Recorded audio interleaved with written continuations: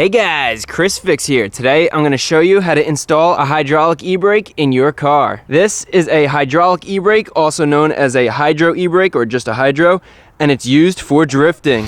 When you pull the hydraulic e-brake, it's essentially like pressing a normal foot brake in your car, but you're only braking with the rear wheels, which helps you control your drifts. You could also use the stock e-brake to do this, which is what I've been working with, but it isn't as strong as a hydraulic e-brake, and it's already stretched the cable just from 2 drift events. Plus, when you're using the stock e-brake, you need to make sure that you press this button. Otherwise, this thing could get stuck in the up position, which wouldn't be good. The other thing is, the stock e-brake isn't meant to be yanked all the time like this. That could cause the cable to stretch out or even snap. So today, I'm gonna show you everything that you need to know on how to install a hydraulic e-brake. And once we get the e-brake in, then we could get our racing seats in, which will be the next video, but one thing at a time, so let's first install the hydro. So here are all the tools and the products that you'll need for this job, and I'll be sure to link everything in the description so you could easily find it. I'm using an ASD Hydro e-brake. This is one of the best quality e-brakes on the market. Has a nice long handle to grab onto and gives you plenty of leverage. And this e-brake has a reservoir because I'm running a dual caliper setup. And besides the e-brake, you're also gonna need some brake line. I have some stainless steel braided brake line. And using flexible stainless steel brake hose is going to make it really easy to go from the hydro to the brake caliper. You're also going to need a couple of fittings. In this case, I have a T-fitting. Everything is -3AN fittings to make it simple. And then we have a -3AN fitting to the stock caliper fitting. And you'll need some crush washers to complete the brake install. And then to make our mount, you have 2 options. If you have a welder, you could weld everything together, makes it really easy. I'd actually prefer to do this, but I know not everybody has a welder, so I'm gonna be making this completely bolt-in, no welder required. So then after watching this video, you'll be able to install your very own hydro e-brake. So the first thing we need to do is figure out where we're gonna mount the hydro e-brake. And your biggest restriction is gonna be space. You don't want it to get in the way of your shifter, and I'm keeping my stock e-brake so that I'll have a parking brake because the hydro e-brake doesn't work as a parking brake. It doesn't lock. So I'm gonna wanna have my e-brake somewhere in between the steering wheel and the shifter. That way I could go from the steering wheel right to the hydro. The only problem is, when we put it in first gear, you can see there's not a lot of room here, and then in second gear, there's also not a lot of room. So we're gonna have to keep that in mind for when we figure out where we wanna mount this. And this area right over here looks pretty good. And our hydro is gonna end up sitting right on top of this cup holder area. And lucky for us, this cup holder just pops right out. And with the cup holder removed, you can see we have a nice area to mount our hydro. And I'm thinking the hydro is gonna go right around here. And that's looking actually really good. I'm liking that spot a lot. Plenty of room for first gear and second gear. Go from steering wheel to hydro. Perfect. That is exactly where I wanna mount it. Now, if you're not sure where you wanna mount your hydro, just go to a drift event. Walk around and check out other people's cars. I spent about 15 minutes just looking into cars and talking with different owners. And without even asking, some of the owners said, hey, go sit in my car, go test it out. Not only was this very helpful, but it'll give you plenty of ideas on where you want to install your hydro. So after you figure out where you want to mount your hydro, now we have the challenge of figuring out where we're going to run our brake line, which has to come out here, and then we're going to have to run it somewhere back here, and then it's going to have to go all the way to this brake caliper on this side, and the same thing with the other brake caliper on the other side. Now I have an idea. I want to see if it's going to work, so we're going to open this up. We have 2 hidden screws, one under here and one under here. We gotta unscrew those, and with those unscrewed, the center console storage bucket comes right out. So what I'm thinking is we run the brake hose up, and then we'll route it across back here, all the way to the back of the center console, and we'll have a nice pass through with the grommet right back here. Then the brake line is gonna come out here. From here, we could tee the brake line off, one to one caliper, one to the other caliper, and we're gonna either have to drill a hole on each side, or maybe there might be some stock pass-throughs. Only one way to find out. Let's go and remove this rear seat. And to remove the back seat is pretty simple. Right under here, you just pull the seat back, and then you press this little clip right here, and it pops right up. There's one clip on each side, so do the other side as well, and remove the seat. And then hopefully we have some good news underneath this insulation. Beautiful. I think this is gonna go through. Pull up the grommet. All right, I see daylight from the other side. I actually see the e-brake cable. That is perfect. Now I'm just hoping there's one on the other side. We'll find out. Yes, beautiful. and that goes through as well, and you can see the e-brake cable. Perfect. So we need to figure out now how much brake line we're actually gonna need, and to do that, there's a little trick. Use a piece of rope, and we're gonna run the rope exactly how we're gonna run the brake line, so we know exactly how much brake line we need to order. So starting from the hydro, we're gonna go up through the boot for the e-brake, come around behind this metal bracket, and then we're gonna go out right at the bottom of the center console, and this will be routed nice and neat up to about this black line right here. So let's go measure to this black tape. Let's see what we got. We have just about 4 feet. Now we need to go from the middle to each caliper. And right at the middle here, just to give you an idea, we're gonna have this T adapter. So we have our brake line coming in from the hydro right here, and then we have our 2 brake lines going out, 1 to each caliper. So we'll start from the middle and run our line right to the hole in the chassis. And that hole comes out right over here. And we're gonna have it come up behind here, and it's gonna come to our brake caliper right about here. So I'm gonna mark it off with some tape, and let's go get a measurement. So let's check out, see how much brake line we're gonna need. And it looks like we're gonna need just a little bit over 3 feet of brake line. Since brake line comes in 1 foot increments, I'm gonna go with 3 feet for this last amount. And just as an overview, I drew a diagram. So we have our e-brake, we have our 4 foot stretch near the center console that goes to our T adapter, and then we have 2 3-foot stretches to our rear brakes. Now that we have this information, we could order our brake lines, and we could go inside the car so that we could remove the center console and make our mount for the hydro. Removing the center console is simple. First, unscrew the shift knob. Next, the shifter boot pops right off, and then disconnect the wires from the cigarette lighter. Then there's 2 T20 Torx screws that need to be removed. 1 here and 1 here. Good. And that's everything we need to remove from the front of the console. So let's move to the back. And in the console, there are 2 screws which need to be removed. Now pull the parking brake as high as it could go and move the shifter back. Then we could just lift the console out. And I was wondering why it wasn't coming out. I forgot to disconnect the wiring harness. Just pop that off. Good. And now the console comes right out. All right, the center console is removed. I'm gonna lower the e-brake because this was pulled up pretty high. We don't want to stretch out that cable. But here's what we have to work with. Looks like we have 2 bolts back here, a bolt here, a hole over here. If we move forward, I wonder if there's anything under here. No, it looks like just bare metal. We could always drill through that. I don't think we're gonna have to. And then we have 2 bolts up here. There's plenty of points that we could secure our hydro mount. So now we just need to come up with a little template. I'm gonna make it out of cardboard. And the nice thing about cardboard is it's inexpensive and easy to get. I cut this off of a box I had laying around, and I cut 2 pieces. So if you mess up, you could always just get another piece. It's a good idea to get your steel as well. I got a 3-inch wide piece of steel. It's 3/16 inches thick, which is plenty thick. This thing is not gonna bend at all, especially when you're pulling on that e-brake. So to start, I'm gonna cut this piece of cardboard so it's the exact same width as our metal. We could actually just move the metal out of the way and work with our cardboard. So I'm gonna have to make a cut right about here. It's also from about here to here. It's contacting this e-brake. And once we have our lines, then we could cut the cardboard and test fit it. So check it out. It's really gonna be this simple. We have that bolt hole in the front, which is gonna mount the front in. Then we have this nice stretch here. And then we have these 2 bolt holes in the rear, here and here, which is gonna mount this part in. And then we have a little cutout here for our e-brake so it doesn't get in the way. And then finally, our hydro is gonna be mounted right about here. We'll test fit it once we get the center console back in, but I think for now we could go and cut our metal. Okay, we'll put the cardboard down and trace where we need to cut this to length, as well as the parking brake cutout. Now grab your safety glasses and let's clamp this in the vise, which by the way was given to me by a subscriber. How cool is that? Then, anytime you cut the metal, it's good to oil it up, which increases the life of the metal cutting blade. And with that cut off, we'll do the same thing for the parking brake cutout. So to cut a rectangle, we're gonna cut 2 lines and then a diagonal line and grind it flat. Now the blade fits sideways and we could cut the rest of the rectangle out. All right, with all our cuts done, let's go inside the car and test fit it. It's always fun to see how close we got on our first try, and that fits exactly how I was hoping. That cutout for the parking brake is perfect, so now let's see how it fits with the center console in place. And with our first test fit in place, we are running into a little bit of a clearance issue with the plastic piece right there. So I'm just gonna mark this area to cut. And then looking around in here, we also have a clearance issue right here. So I'm gonna mark that off so we know to cut there as well. So now we can take the center console out and let's trim it up. I'm using a rotary tool with a 120 grit wheel to sand away the plastic pieces that are contacting the metal bracket. And with that piece trimmed, let's trim the other spot as well. Take your time with this because once you remove material, you can't go back. Good, and that worked perfectly, and there are no sharp edges, so let's go and install the center console one more time. So our bracket fits nicely, there's plenty of clearance where we made our cuts. Now we could go and test our Hydro e-brake. Now we're gonna test fit it right here, but as you can see, it's pretty deep in there, so we're gonna have to find a way to raise it up to about there. And I have the perfect way to do that. A little bit of square stock right there, we could bolt it in. And I think that's gonna give us just the right height. We might need to make it a little bit taller, but that looks pretty good.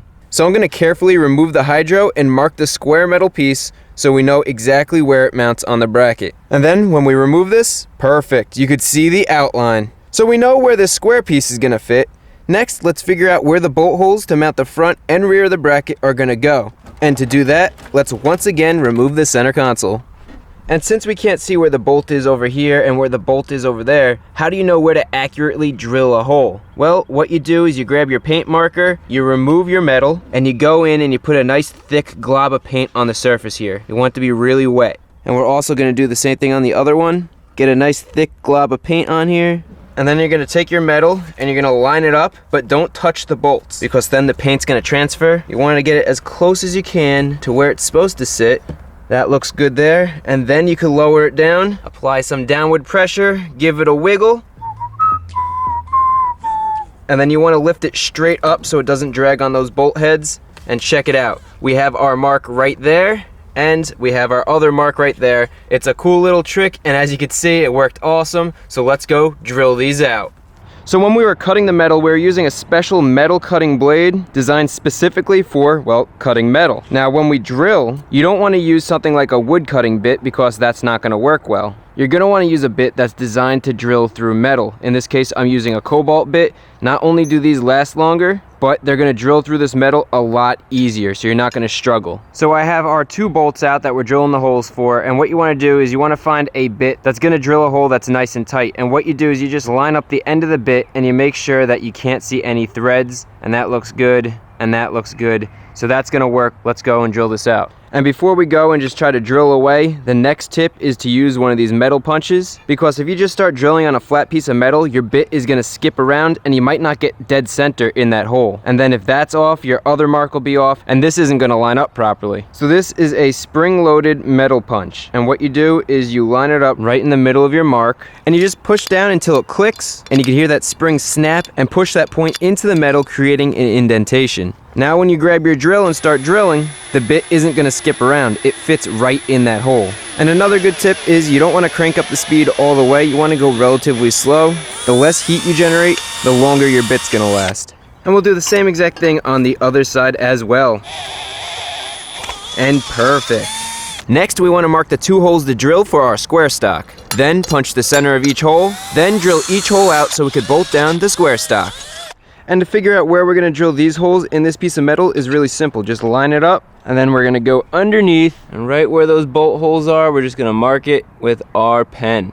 Be careful not to move the metal, and perfect. Now we have the exact 2 spots we need to drill out. And let's see if it fits. Beautiful. Now we could add a washer, split washer, and then our nut. Same thing for the other bolt, and tighten down each bolt pretty tight so it doesn't budge. Good. And with these 2 bolts tightened down, now we need to figure out where we're gonna bolt in the hydro. And instead of taking any guesses, we should mount this back in the car with the center console in place. So let's go do that now.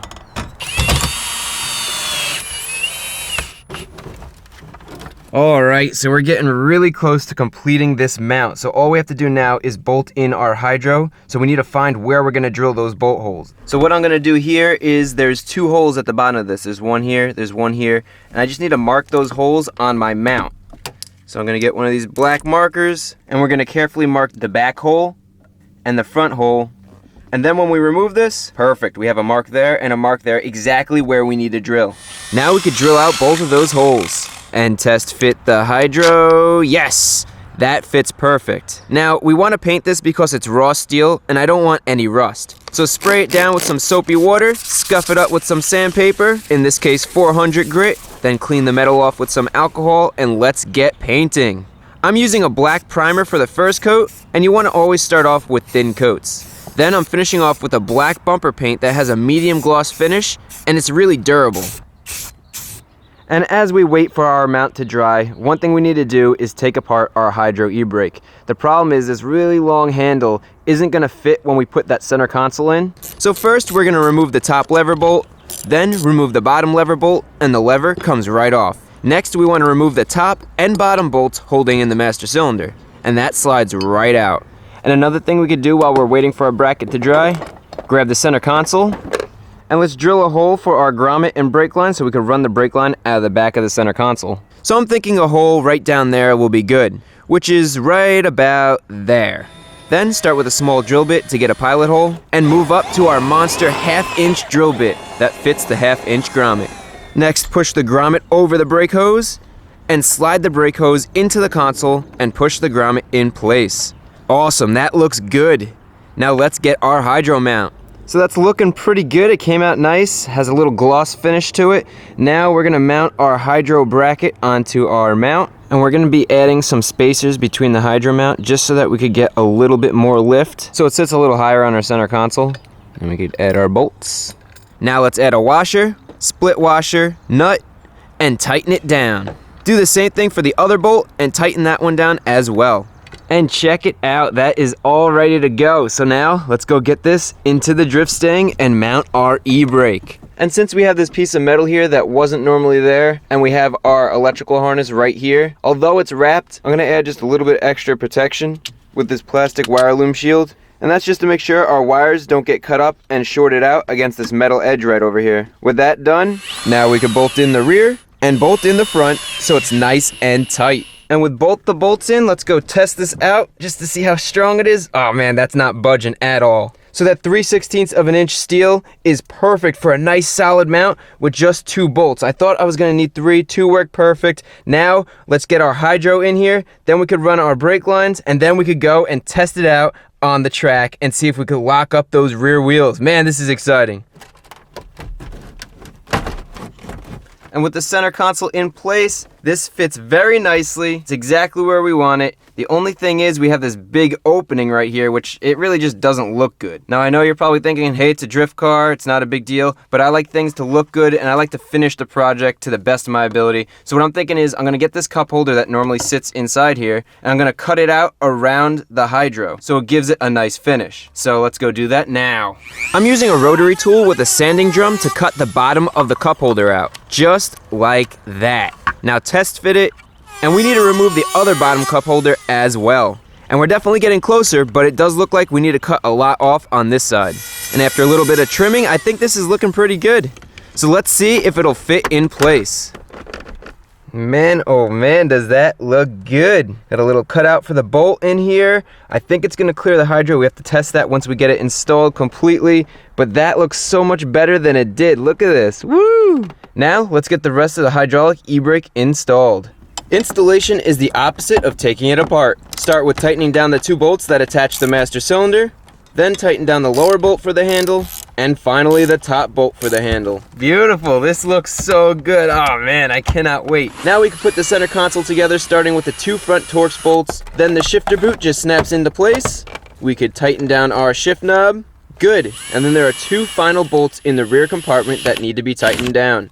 And then the storage bin snaps right in. So with everything in place and bolted down, now we're gonna run our brake line. Originally, I was gonna have the brake line come out of the e-brake location over here and then hook up right to our Hydro. But instead, what I'm gonna do is run it right from the cup holder and connect it to the Hydro just like that. And after it's snug, just give it a little bit of an extra turn, and that is plenty tight. So our brake line is running down through here, through the center console, out of our back grommet, and then out to the middle right here. So let's attach the Hydro brake line to the T-adapter and snug it down with a wrench. Then attach driver's side and passenger side brake lines and snug both of them down with a wrench as well. So now we have one brake line going that way to that wheel and the other brake line going that way to that wheel. And what I want to do is right here, there's a good mounting point. So let's pop that panel clip out. And we're going to secure our brake line using one of these rubber coated clips. So that'll go in right here. And with our brake line mounted, now we could go run each brake line through our rubber grommet right here. So I'm going to grab a razor and cut a little slit into the grommet. And that's going to allow us to run the brake line through the grommet just like that. Next, we could push the grommet back into its place And then run the brake line down and out to the brake caliper. At the caliper, let's remove the dust plug. Then we have our brake line adapter and crush washer. And you want the crush washer to sandwich between the brake caliper and the adapter. Tighten that up and snug it down so the washer gets crushed and makes a tight seal. And finally, thread the brake line onto the adapter and snug it up. And I'm going to add this plastic loom to protect the brake lines from stuff getting kicked up on the track. And with our brake line connected to our caliper and it's protected, there's one more thing we want to do. Because we're going to have a wheel and the wheel's going to come close to this right here, we want to follow the stock e-brake routing, and we're going to bend this back just like that. I'm using 2 high-strength zip ties to hold the brake line in place on the lower control arm. Now let's test fit the wheel to make sure the brake line doesn't hit the wheel. Good, there's plenty of room between the wheel and the brake line. And that is all it takes to run some brake lines to the dual caliper setup in the rear. We test fitted everything, it all fits, it all looks good. So you're gonna do it on that side, but you're also gonna have to do it on the other side, which I've already done. It's the same exact process, I just wanted to save some time in the video. And it all looks excellent. Now we need to go and bleed the brakes, and I'm gonna show you how to do that. That's probably the most difficult part of this whole process. And bleeding a hydraulic e-brake is very similar to bleeding the brakes on your car, where you pump the brakes with your foot, but instead of with your foot, you're pulling this lever and pumping them with your arm. So the first thing we want to do is we want to get .4 or .3 brake fluid. This was sent in by a subscriber, which is awesome, contributing to the build, and we're gonna want to fill this reservoir up to the top. And with the brake reservoir filled up on our hydro, we could come out here and we're gonna bleed the brakes. I have one of these one-person vacuum bleeders. These things are really helpful, especially when you're by yourself. I just started using this. I'll link it in the description. This is an awesome tool to have. So let me show you how it works. So you can hear this thing has suction. So connect it to the bleeder valve and crack the valve open. Then I'm gonna pump it up to get even more suction. So now this whole container has a vacuum, and that vacuum is gonna be sucking all the air out of our brake lines. And it'll pull all that brand new brake fluid into our caliper. So let's go and pump the brakes. And we want to be sure to have our brake fluid ready because this master cylinder is tiny, so our brake fluid is going to empty quickly. Now you're going to pull the e-brake lever at a medium pace, back and forth, to force the brake fluid into the brake lines and push all that air out. As the fluid gets low, fill it up and keep pumping. The idea is to have a constant stream of brake fluid to force all the air out of the brake lines. And once that brake fluid starts slowing down, it isn't getting sucked in as much. That means that our brake line that we're running on this side is pretty much filled with brake fluid. There's still plenty of suction, so all we have to do is just tighten up this bleeder valve. And because there's always suction on this, it really does a great job at removing all the air and not letting any get into the brake lines. So now we want to do the other side. And the other side is the same exact process. Crack the bleeder valve, attach the vacuum hose, and pump the air out of the container. Then pump the brakes and make sure your fluid stays topped off. A little trick is vibrating the e-brake to help loosen up any bubbles that might get trapped, since this is the highest point of the braking system. And just pump the brakes until it gets hard to pull back on the lever just like that. This means all the air is out of the system. So we could tighten up that bleeder valve and remove the vacuum line. And we are done bleeding the brakes. Now let's top off the brake reservoir to about 3/4 of the way full. Good. Then tighten up that cap, and we are done. So you can really see how helpful that one-person bleeder is. If you don't want to get one of those, you could always make that one-person bleeder that I showed you how to make with a water bottle and a hose. And in total, we use just under 2 liters of brake fluid. Those hydros are known to get air trapped in them, so you definitely want to get a bunch of brake fluid and make sure you bleed it well.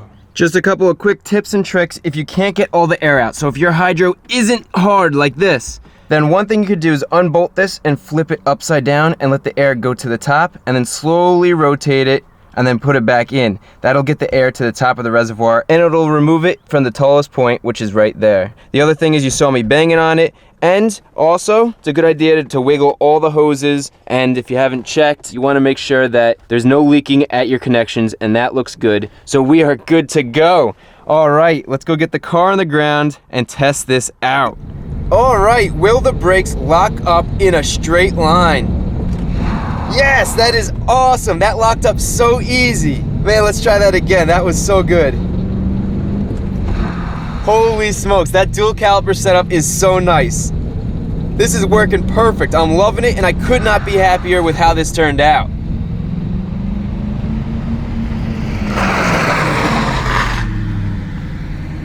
And that worked beautifully. You saw how those tires locked up. We tested it out a few times. I really need to take it to the track and test it out for real. But we know it works. The Hydro locks that caliper, which locks the tire, and that is everything you need to know on how to install a hydraulic e-brake. As always, hopefully the video was helpful. If it was, remember to give it a thumbs up. And if you're not a subscriber, consider subscribing. We're gonna be installing racing seats, and we're gonna lower this car and get some coilovers on it because there's way too much body roll and it's way too high. The center of gravity is too high. So stay tuned for that. A lot of cool things coming up.